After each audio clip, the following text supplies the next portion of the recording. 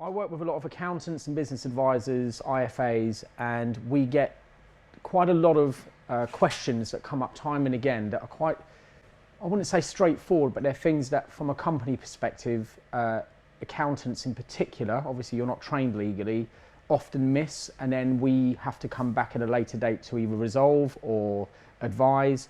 Things that can actually be dealt with right at the start of a company's life, or when you get a new client, that could really actually add value to what you're doing and put the client on a straight and narrow straight away. These are just a few tips that I've put together. I mean, this isn't rocket science, this isn't very complicated company stuff, but just things that I think that obviously people should consider. I've done the About Us. So without further ado, what we're going to cover today is an overview of company law, the sources of company law, what we obviously consider when we take on clients for company law, shareholder agreements versus article of association, what the difference is and why it's important, minority shareholder protection, how to avoid issues right at the start, board minutes and directors meetings, so these are important, why you have them, what needs to be in there, how it needs to be kept, board meetings and conflict issues. Again, sometimes people can't vote on certain items for a company, and this can cause problems, particularly if there's only 2 directors. And I'll get on to why that's important. Retaining dividends for future declaration, and something that people always miss, that's in the standard model articles that companies get given when they're incorporated, and voting at general meetings, hand or poll. So, sorry, 1 second. So let's go on to the first slide, sources of company law. Company law is effectively derived from, sorry guys, so small this screen, isn't it? The budget here doesn't extend to this, I don't think. So it derives from the Companies Act 2006, which was the last Companies Act that came into play. Case law or company or common law, so what the courts decide and what comes in from the courts. The Insolvency Act 1986, very important for company law advisors, and some other acts, but they're not particularly relevant here. So why is this important for us to consider where the law is affecting a particular company? Any company that was incorporated after 2006 would not have what's known as a user provision or an objects clause. So an objects clause previously, if anyone dealt with previous older companies, it would say this company will only be able to sell widgets, and it would actually be in the Memorandum of Association. But the 2006 Act got rid of the requirement for Memorandum of Association and also, of course, the objects clause. However, very importantly, and this gets missed a lot, is that under the 2006 Act, Section 28, a company that was previously incorporated, their objects provision would be incorporated into the new company's articles. So, when you have a company that does something, for example, and I'll give the example of the widgets, this company can only buy or sell widgets, and they do something else apart from that. If it was an old company that had that user and objects provision, it's been incorporated into the new company, into the company post 2006. And the issue there is that if they do anything outside of that particular objects, they're acting ultra vires. Now, why is that relevant? Ultra vires means acting outside of its powers. It's relevant because if the company does something, so for example, buys a property, but they're not entitled to buy a property, then anyone who is affected by that in the future can come back and ask the court to reverse that transaction because it was done ultra vires at the time. So it's very important when you have a company, new client comes in. This was my dad's company. We set it up in 1946, and it says General Building Company. But then it happens time and again, time and again. I've got a company at the moment we act for. It was the original company that bought the Wright brothers' rights to particular aircraft patents in the UK. So it's been going since 1911, and it started off as aircraft patents. All it does now is buys and sells property. So at that time, most companies pre-2006, they would have an objects provision. One way of getting around that was to have a provision that said this company is a general company permitted by law to do general business, and it would be a broad objects provision. But actually you'll find a lot of times companies previous to 2006 would have an objects provision that would be quite limited. So bear in mind that under Section 28 of the Companies Act, the new law says that it's incorporated into the articles because there's no more a Memorandum of Association. So the first question you need to ask is, can I have a look at your previous Memorandum of Association and your previous documents, because we want to see whether everything you've done is actually within the powers of the company. So that's why looking at the sources of company law is important, and one thing that I would always advise accountants in particular to look at when we get it all the time. Directors come in and go, I've got a brilliant idea, we're going to buy this. But actually, if the company's been going for a long time, they may not actually be able to, and that could cause problems in the future. So, shareholders agreements. Shareholders agreements are private contracts. I want to make a distinction here with article association. So shareholders agreements are private contracts between shareholders. Shareholders can have anything in the agreement between them. Okay? The article association, however, are articles that are public documents. So there are two ways of making the internal structure of the company between directors and shareholders managed. One is either through article association, and that's a public document and you can see exactly what the company's decided, and the other is through a shareholders agreement. Now, shareholders agreements are very flexible, so you can have in there, for example, special rights for appointing directors, provisions for adhering to business plans, dividend policies, provisions relating to share issues and transfers, restrictive covenants on shareholders that leave. So the important things that you would put and call options. So if a minority shareholder decides to leave, they have to sell to the majority shareholders. These are things that will always be in shareholders agreements. Now, you can have those in article of association. But the distinction here and the important tip that I want to give on this slide is a shareholders agreement can have any term between the shareholders. It can have literally anything, so long as the company is not a party to the agreement. This happens time and time again. We get a shareholders agreement that's drafted by a third party that's not a solicitor, or actually a solicitor, and what they've done is they've made the company a party to the shareholders agreement. And the reason they do that is because they want the company to be bound by the terms of the shareholders agreement as well. However, the articles of association will always trump the shareholders agreement, and it cannot, under section 168, it cannot, for example, remove a director by ordinary resolution by less than 50%, but in the shareholders agreement you can. So I'll explain that. Sorry, I didn't really explain that very well. So basically, under company law, the article of association can never do anything that's in contravention of the Companies Act 2006. However, shareholders agreement can do anything whatsoever. It can change, it's between the shareholders, a private arrangement. But if you have the company as a party to the shareholders agreement, that provision will be a breach of the Companies Act. It will be disapplied. So you need to be very careful. So the example that I'm giving you here is to remove a director. Under section 168 of the Companies Act, you need over 50% of the shareholders to vote. Okay? You can lower that limit. You can extend that limit. You can make it higher. However, if the company is a party to the Act, it can't be in the shareholders agreement because it can only be over 50%. So if you make it 30%, if the company is a party to the shareholders agreement, that provision is void. So you have to bear in mind that shareholders agreements are very valuable documents. Article of association are the internal documents that run the company and how it's all run, but they can't be in contravention of the Companies Act. The shareholders agreement can, only if the company is not a party to the shareholders agreement.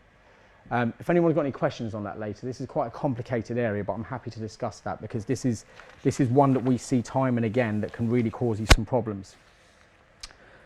So, article of association. So I've just explained what they are. They're public documents and they have to be filed at Companies House. What happens when you incorporate a company, and every accountant knows this, you incorporate a company and what you get is model articles.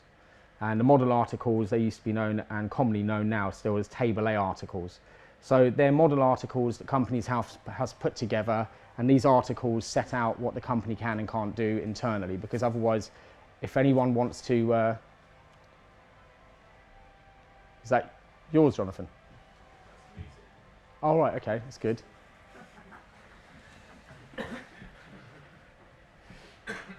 Have you turned it off? So, the Article of Association are registered at Companies House and they're visible by anyone to see. So it's the internal documents that run the structure of the company, how dividends are paid, etc. So again, like a shareholders agreement, will cover the majority of the items. When you incorporate a company, you get model Table A articles. So any company anyone here has, if you haven't changed your articles, you have got the standard Table A articles. Why is that relevant? It's because it doesn't always cover a lot of the items that directors and shareholders between them would want to actually have, particularly if there's two of you and you're on a 50-50 basis. It doesn't cover a lot of the items. So you really do need to consider whether the Table A articles are actually sufficient for you. So top tip 3 here, and I said this previously and I'll reinforce it, you cannot have a provision of the articles which would not comply with the Companies Act 2006. So that's why a shareholders agreement will always be a better option if you want to have things that are different to what company law prescribes, like the 50% for a share for removing a director. So you really do need to look at the articles and the shareholders as two distinct documents. One that's going to be public, okay, and does it fit the purposes of what you need, and the other which is going to be private between you. This is really relevant when there's more than two of you as a shareholder or a director, especially if you go into 3, 4, 5 shareholders and directors. That's when you really do need to consider the whole holistic look at how the articles work and how the shareholders agreement works. So, a further issue that we get time and again, and this is one where we get a lot of questions on, and that is, Hamid, I've got a guy who set up a company in a pub with a friend. There's 3 of them. One guy hasn't really done a lot, but they gave him 10% because he was their best pal from school. The company's done really well, and he's digging his heels in. He wants a payout to leave. Okay, did they have a shareholders agreement? No, no shareholders agreement. Okay, did anything get put in the articles in respect to this at the start? No, nothing got put in the articles in respect to this. So what, this guy's got no obligation to sell his shares, and they've got no right to buy his shares, and he's got 10% and he's digging his heels in. They want him out and he's not doing anything. Yeah, pretty much. Okay, well, they're a bit screwed there. And that happens time and time again because people haven't thought about the implications of having somebody there who isn't there primarily, I would say, to contribute to the company, but it might just be their mate or someone's dad. I've got a situation that's come up now just recently where someone actually did make their dad a shareholder just because they like their dad and Dad was always there for them, but Dad's now being a royal pain in the arse and he won't leave, and the company wants to expand and he wants to have input that they don't want that input. So just a quick run through how, in the reverse flip of that, how can a minority shareholder protect their interests? So on the one hand, you've got the majority people trying to get rid of a minority person. That's the only way that's going to happen is a court order at the end of the day if you don't have anything in your articles or shareholders agreement. But from the flip side, a minority shareholder, how can they protect their interests? So you are that 10%, you actually do contribute a lot and you don't want to leave, and they're not really helping you out. So there's only 4 ways that you can do this, and I only bring this up so you can see what a royal pain in the backside it is with minority shareholders if it's not thought through at the start and put in the articles and shareholders agreement. So 4 ways that they can protect their interests. 1, shareholders agreement of articles that I've said already. 2, this is the old rule in a case called Foss v Harbottle, which all the litigators here will know, and that is the company brings a claim, this is brilliant, against the company itself for being unfairly treated. So the minority shareholder convinces the company, and that's all the other majority shareholders, to bring a claim against the company itself for unfairly treating him or her. Can be done by a liquidator sometimes, but you can see the difficulty there, can't you? You're the Mr. 10% and you're asking the company to bring a claim against the company for unfairly treating you. It's not going to happen, it's very rare. Under the Companies Act 2006, they changed that. They changed it by Section 260 to a statutory derivative claim, which means that any member, and that's any shareholder, can now bring a claim on a company's behalf. But the rule here and the law says that the company itself is actually the beneficiary of the claim.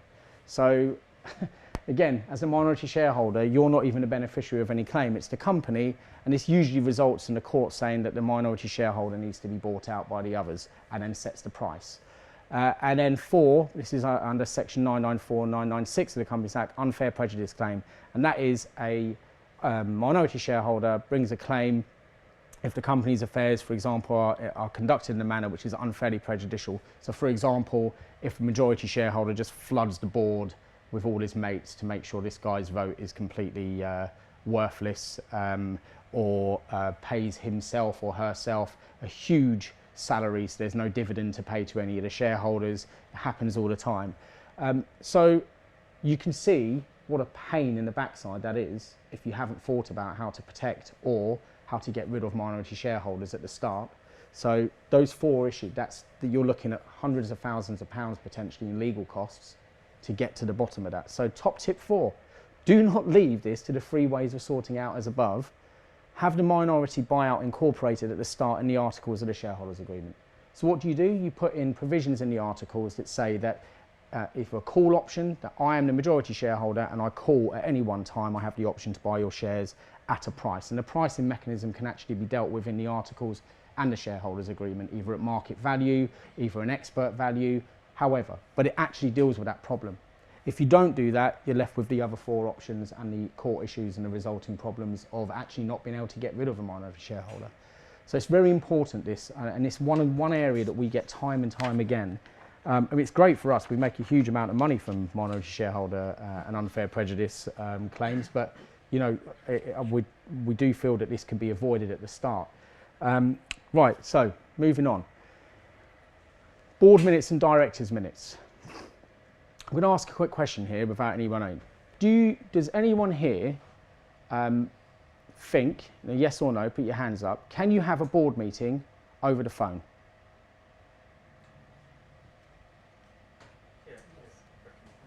Yeah, it is. So yes. And I'll explain why now. So what I said to you earlier about Table A model articles, they are the standard model articles that every company gets when they're incorporated. Read them. They're not that long. They're only about 7-8 pages, but you know, it's worth a read actually if you're a business advisor. So they govern things such as appointing a chairperson is done by directors by unanimity at the start. Article 13, chairperson has a casting vote. So if there's 4 of you and it's 2v2, that person you appoint as a chairperson under the articles has the casting vote. Article 11.2, a quorum of a company more than 2 directors is fixed at 2. Well, you need to disapply that, because otherwise if there's 2 of you and one of them's not there, then you're never going to get anywhere, are you? So you need to think about and read your articles.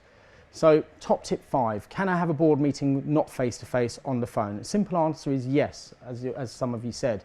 Provided the company gives notice in Article 9, then Article 10.2 says it is irrelevant where any director is or how they communicate to each other. So this section on board meetings, directors' meetings, I really urge you to read in the model articles.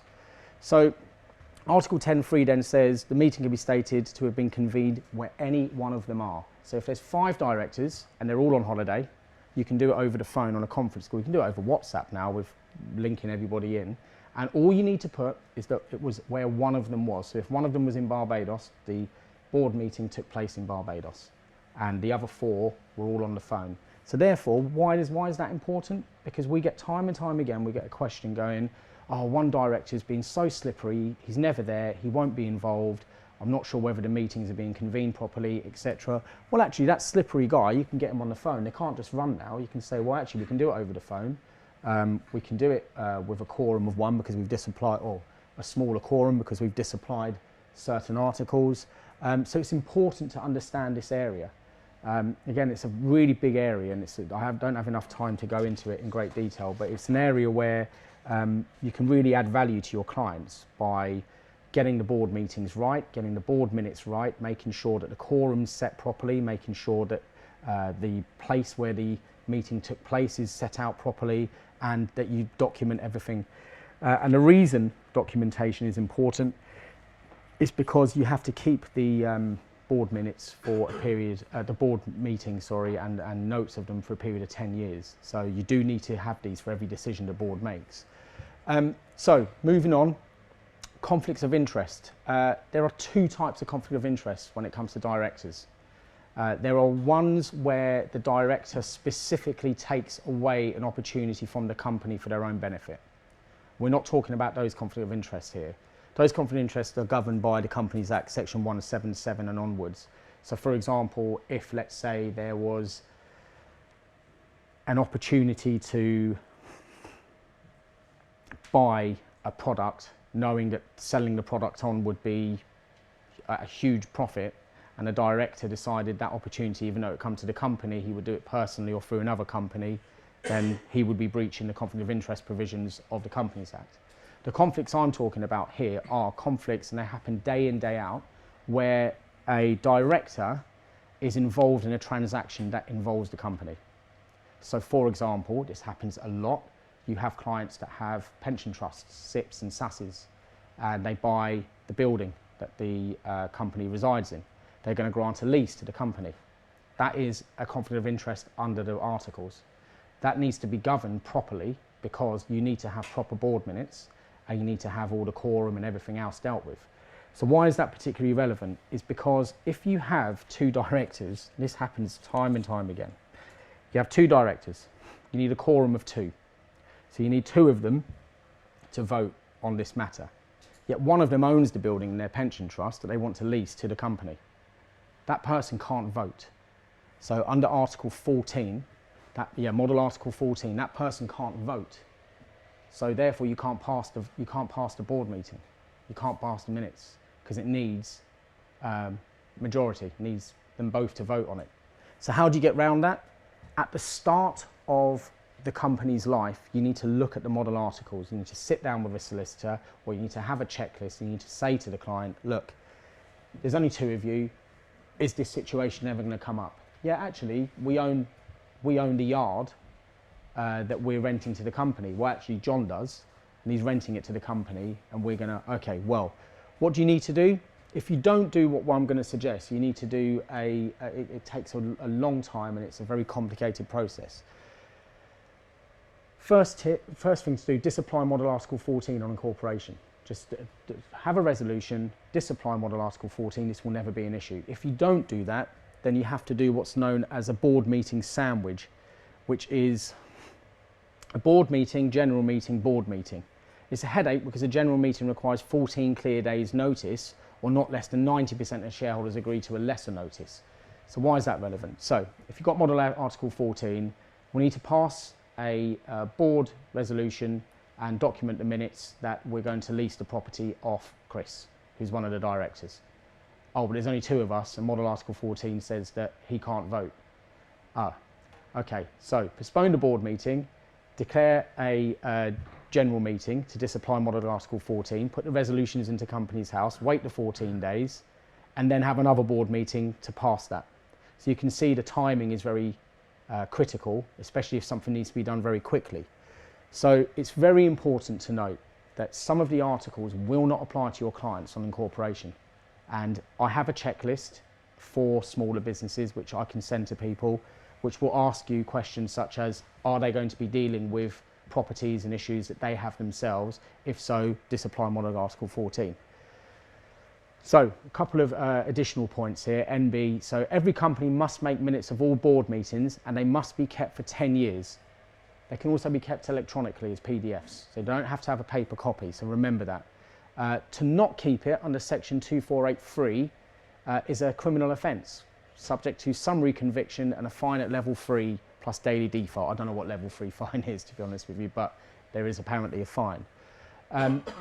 NB2, conflicts of interest must always be declared at the start of all your board minutes. So under section 175, what you need to do at the start of all your board minutes is say, the chairperson asked anyone with a conflict of interest to declare their interest under section 175, and Peter Tuffin said that he had the conflict of interest because of X, Y, Z. So it has to be in there. So MB3, so you might be thinking, what if there's only a one director company? So there are, obviously under the Companies Act 2006, you can have companies now with just one director. Well, actually, very cleverly, what they did was they added Article 7.3, which says none of the above applies if there's only one director. So that's a really handy point there as well. So if you have one director, don't worry. None of these issues apply. We just had a case where we had to explain that to a client. So, but if you have more than one, all the above is a pain in the backside, and you want to avoid that as early as possible. So do think about, what are we doing here? Do we want to be able to have board meetings over the phone? Sometimes you don't want to. Disapply that article. Do we want to have conflict of interest retained if there is two directors? No, because it's going to be a pain in the backside to go through that board meeting sandwich and general meeting sandwich. Disapply that article. So you need to look through each one and say, do you want this? Do you want this? Do you want this? And that checklist is very important in that sense. So moving on. This is an interesting one for anyone that deals with preference shares or people who have got very successful companies and they don't necessarily take their dividends. So what situation are we talking about here? So Article 33 of the model articles must be disapplied if you have a company where the shareholders do not take the dividend that they are entitled to take. So you have situations where a company is very successful and the shareholder says, I only want X a year sent to me, the rest of it keep in there. Or preference shares. Now preference shares are, in a nutshell, shares where you are guaranteed a dividend. Okay, so let's say there's 10 preference shares to previous directors reserved to one side. They're guaranteed, if there's a distributable dividend, they're guaranteed a payment. Now, some of them might not be contactable, some of them might not have bank details, some of them may not just take the money, but they just keep it in the company bank account. And why is that relevant? Because Model Article 33 says, all dividends or other sums which are payable in respect of shares and unclaimed after having been declared or become payable may be invested or otherwise made use by the directors for the benefit of the company until claimed. So it's very important to note that's company money until it's claimed by the person that's got the right to the dividend. 2, company does not become a trustee of undeclared or paid dividends. So it's not a trustee, it's not held on trust by the company. And most importantly here, 3, if 12 years have passed from the date in which a dividend or other sum became due for payment and the distribution recipient, to the person entitled to that payment, has not claimed it, the distribution recipient is no longer entitled to that dividend or other sum and it ceases to remain owing by the company. So think about that. You've got a company that's incredibly successful. The shareholders may not take their dividend, either preference shares or it might be a declarable dividend, but they've not taken it. If after 12 years they've not taken that, and this happens a lot because you have companies where people retire young, it's done well, people take over the business and they just wander off. If they've not taken that money from the company in 12 years, the company must disapply it as a dividend, so they've lost the money. So, for example, at So Legal, we've disapplied this article because for us this would be if, let's say, for example, we did do extremely well, or I wanted to keep some preference shares, or Jamie did, or whoever did, we don't want a situation where the people taking over the company, they might not be aligned to what we did when we first set up, turn around and say, sorry, you didn't take the dividend, it's no longer yours, it's the company's money. So this is very important. So top tip 7, if you have a company where a shareholder retains dividends in the company for, let's say, future retirement payments, disapply Model Article 33. Some people do this for cash flow purposes. So preference shares are a big one on this.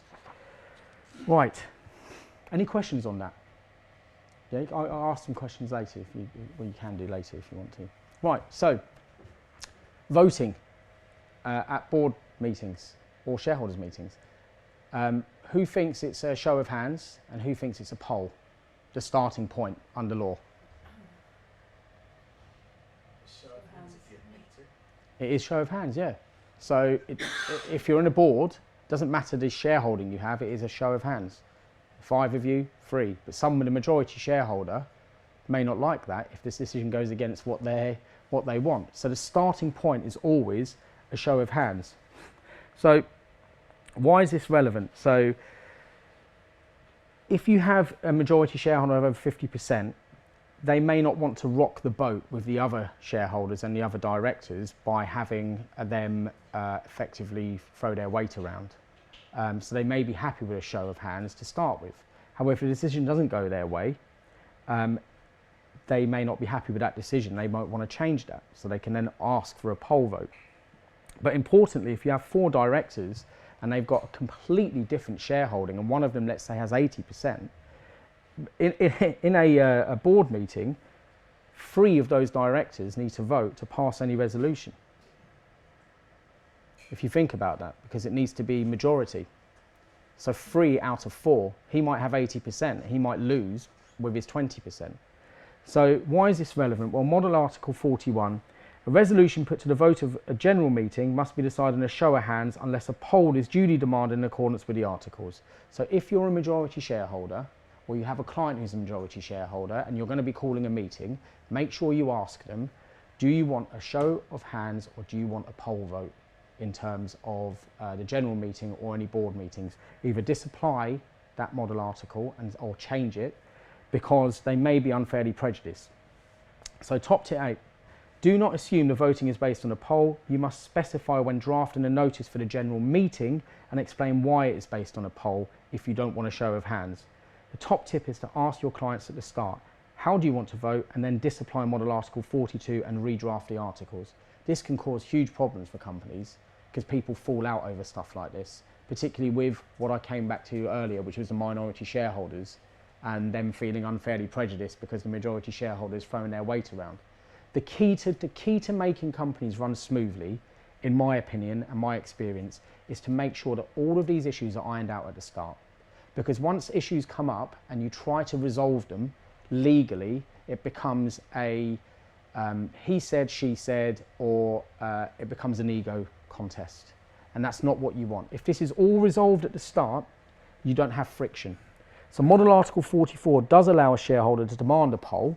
So a shareholder can go, actually, I'm not happy with that decision, I want a poll, and then call another general meeting on a vote based on the shares.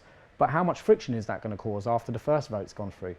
So you need to really consider what you're doing with your articles and obviously where it's going. So that's it for this morning. I just want to just wrap up what we're talking about here. So in essence, we've gone through articles of association, what they are, okay, internal documents that are public facing, anyone can read them. You can go on Companies House and read any articles of any company that's involved here. Shareholders agreements, which are private agreements that can have anything in them, okay, so you need to consider, don't have the company a party. You can change voting methods, you can change how many shares need to vote for what. So shareholders agreements can be very useful in that sense. We've then gone through sources of company law. We've talked about making sure that your company's objects clause is disapplied, or if it's too constricted, it's basically changed or modified. After 2006, there's no need for an objects clause. We've looked at board meetings, board resolutions. Can they be done on the phone? Yes. So can the director who's running away and saying, I'm not getting involved, can he be? Yes, he can. You just go, we'll do it over the phone. What if they're all away? Doesn't matter. You can still have that meeting. We've then looked at conflicts of interest to make sure you disapply if there's only 2 directors and they're dealing with the company. It happens all the time. You have people that have other outside interests that are dealing with the company that they're a director of. So you need to look at, do you want to disapply that model article in respect of them not being able to vote? Otherwise, you might never ever be able to get anything voted through. We've looked at, obviously, the show of hands or voting by poll. Why disapplying it at the start will cause less friction in the future, or are you all powers at the start and you're happy to have a show of hands, and then Mr. 5% in your company is constantly voting against you just to wind you up? That happens time and again as well. So yeah, I think we've covered a good amount of issues here. I'm happy to take any questions now or come and speak to me at the end. But yeah, that's our top 7 tips for business advisors and accountants on basic company law. So thank you.